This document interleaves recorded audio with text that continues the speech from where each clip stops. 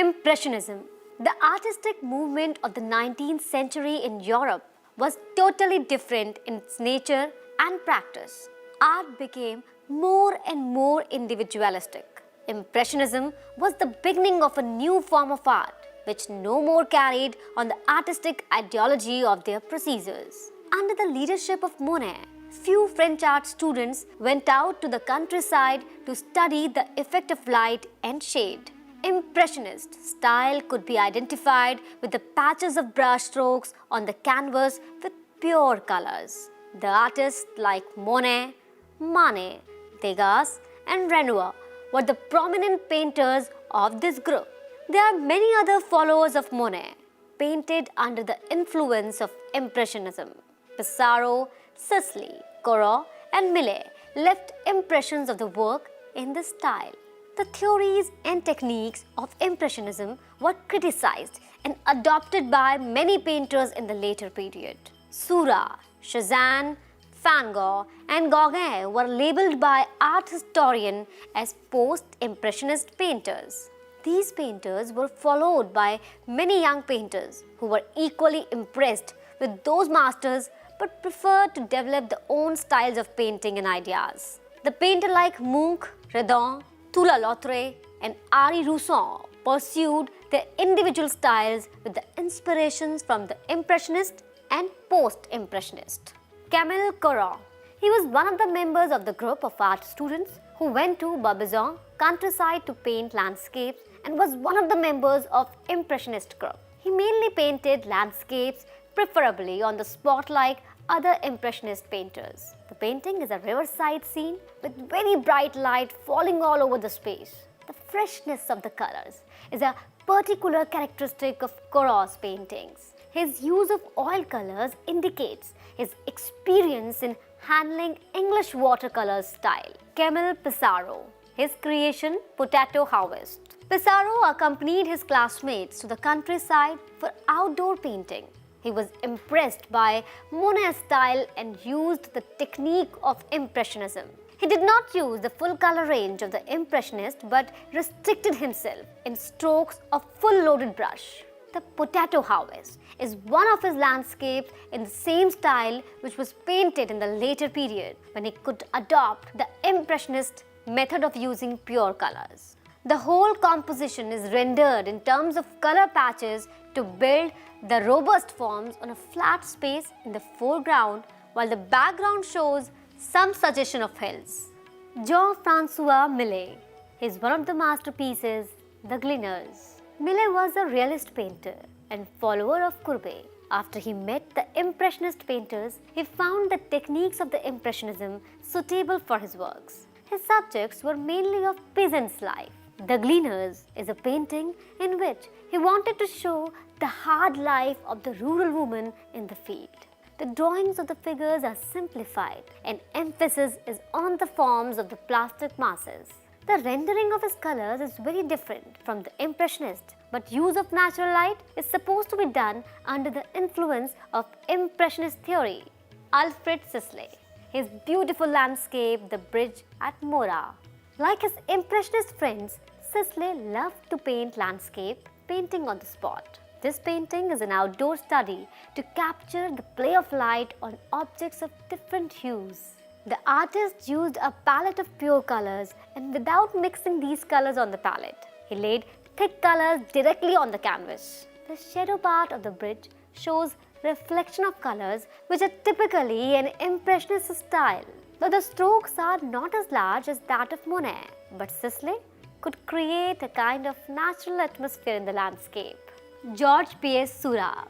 His one of the masterpieces, A Sunday Afternoon on the Island of La Grande Jatte. Seurat was inspired by the Impressionist technique of brushing, but turned the patch stroke to small dots on the canvas.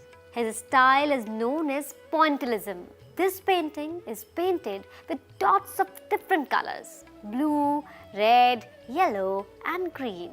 He wanted to create an optical unity with these dots. The human figures are simplified into tube-like forms and vertically of these figures, and trees are balanced by horizontal sunlight on the space. It took almost 7 years to finish the painting. He is also known as a post-impressionist painter.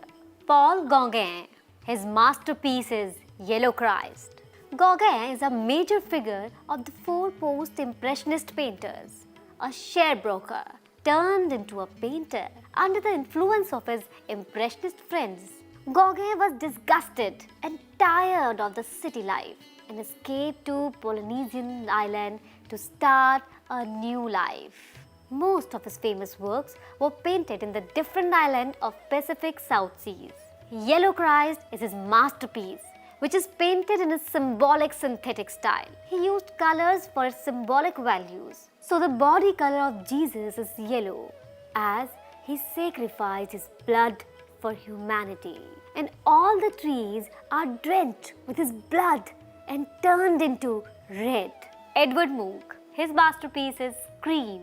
He was born in Norway but studied art in Paris.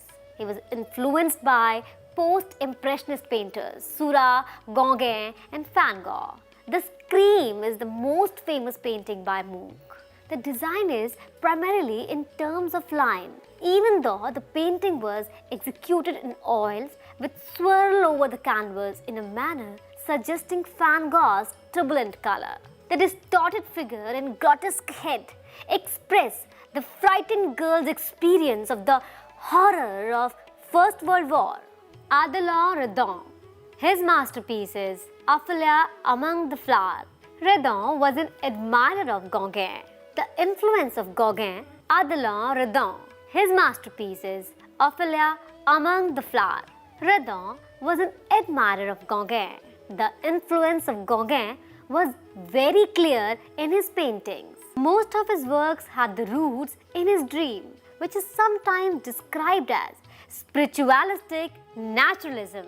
Ophelia Among the Flowers is a composition in oils which he created after he had expanded his interest in mediums beyond lithography. The dominant note in this painting is shimmering, brilliant and rainbow colors in which forms are suggested rather represented. The bouquet of flowers takes the prominent part in the painting. Toulon-Lautrec. His masterpiece is at the Cirque Fernando. In spite of his physical deformity, Lautrec presented the works of art of high quality. His most important contribution was making of posters for the first time. He was influenced by Impressionist painter Degas. The painting at the Cirque Fernando is strongly reminiscent of Degas' unorthodox angle of vision. The diagonal curve on the right side of the composition is occupied with the massive structure of the racing horse. Two vertical forms of the master of the horse are balancing the whole composition. The picture is more than a description of a visual facts. It is a psychological entity. Henri Rousson. His masterpiece is Sleeping Gypsy. Henri Rousson was one of those artists who didn't go through any academic training. He had an intuitive sense of design. His style was an individual one, without any influence from any contemporary artist. The Sleeping Gypsy has a simple theme. The gypsy lies asleep, dressed in a stripped robe, with a mandolin and vase near his head, the deep blue sky in the background, with an uncanny landscape. A lion stands by the side of the gypsy. Modeling of the figures are very simple, but suggest some space. The focus of the whole composition is the bright stripes of the robe with red, pink, yellow, blue and green.